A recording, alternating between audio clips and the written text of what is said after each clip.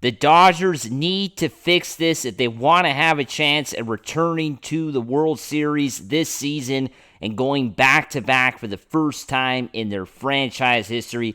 Hey, this is Mike Nelson. Make sure to subscribe to the channel. Myself and Brad J will bring you everyday Dodger content, so make sure to hit that subscribe button. As we know, the Dodgers had a tough loss yesterday against the Pittsburgh Pirates, a difficult loss, 9-7, in a game like they were talking about in the postgame, a game that you really felt like the Dodgers should have had, right? I mean, I feel like everybody around baseball, everybody that follows the Dodgers on an everyday basis, I mean, you felt like this was going to be a game the Dodgers would take, right? I mean, playing against a non-playoff team, the Pirates came into this game 61-77. You think 16 games under 500, Dodgers should take care of business. Clayton Kershaw on the mound, and everything just fell apart for the Dodgers right from the beginning, right? I mean, the Dodgers were down 4-0 in the first inning. Clayton Kershaw had arguably his worst start of the season. He came into this game with a 5-0 record, as we know, and he had more walks and strikeouts in yesterday's game. 4 walks to 3 strikeouts. Of course, gave up 4 hits. It was a really rough outing for Clayton Kershaw yesterday, and it was difficult, right? I mean, think about it. In the first inning, it was like 5-6 batters before the Dodgers recorded an out. Kershaw had a hard time getting an out there in the first inning, and what is funny is, of course, scored the 4 runs, the Pirates. Then Kershaw really settled down after that, right? He stayed in the game for 4 more innings, they were talking about Nomar Garciaparra and even Oral Hershiser talking about on the postgame. Kershaw definitely did a good job after the first inning, right? I mean, I think most guys would be pretty rattled after an inning like the one Kershaw had in the first, but somehow Kershaw was able to put that behind him and trust what he had, and kind of got through the rest of his start, right? He had 5 innings. The Dodgers at this point really can't afford having guys only going 1 or 2 innings. They just don't. They can't afford it. The Dodgers at this point are so worked up when it comes to the bullpen. Of course, that's one of the things they're going to have to fix if they want to have a deep playoff run this playoffs. Kershaw, like I said, got through the game. Got a lot of innings for the Dodgers, not a very good start for him.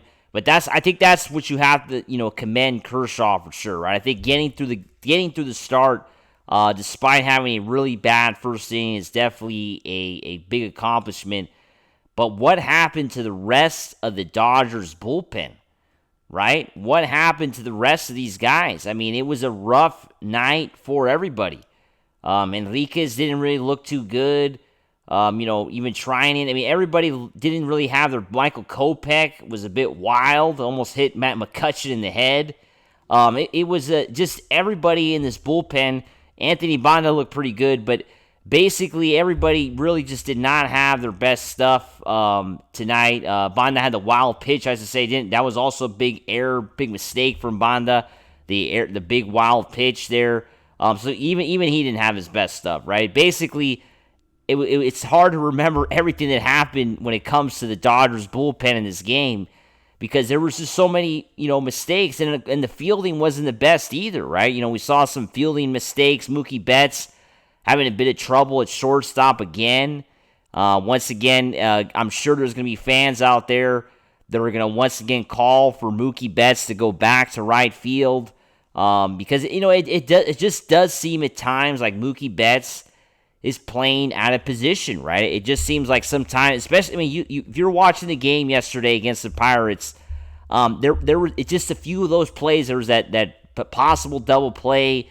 There was the other ground ball where it seemed like Mookie Betts was on the wrong side of the ball, and he couldn't throw home, had to throw first. There just seems to be mistakes. The footwork, even Hershiser kind of talked about that. The footwork seems out of whack. And that's because Mookie Betts is an outfielder, right? I mean, he's not an infielder. The Dodgers made him a makeshift shortstop. And I think it's showing. It showed yesterday against the Pirates, and in some ways it cost the Dodgers the game. Offensively, the Dodgers were great. I think, that was one of the highlights of last night. Ohtani had, the big home run, 120 miles off of his bat. I believe the fastest home run to come off of Ohtani's bat in his career. It was they shared it on Major League Baseball's social media and all that. Basically a powerful home run for Ohtani, and he was hitting the ball very well yesterday, a day before his start, right? Because tonight in Game 2 of that 3-game set, Ohtani's on the mound, right? So Ohtani kind of left it all on the field last night, 3 for 5, solid day, couple RBIs, a home run. Mookie Betts looked pretty good, 2 for 5, had an RBI. Freddie Freeman had a rough day, though, 0 for 5 in yesterday's game. Definitely not the best for Freddie Freeman. Did score, not all over 5. Had a couple runs, did reach, but just was not the best for Freddie Freeman yesterday. And then Will Smith going 3 for 5. Just a good day offensively, I think, for the Dodgers. I think that was a solid performance, I think, for everybody when it comes to the offense for LA. And, you can't be surprised with the Dodgers picking up 7 runs against the Pirates. The Pirates are not a very good team. But the Dodgers need to fix the pitching, right? I think that's the main point of this video today is the pitching, right? I mean, the bullpen looks banged up right now. And that was without Tanner Scott. Think about it. Tanner Scott didn't pitch yesterday. What's going to happen when he pitches? Well, I think we know what happened on Sunday. He gave up a 3-run homer. So that was without Tanner Scott. And Michael Kopech didn't look very good in his first game back.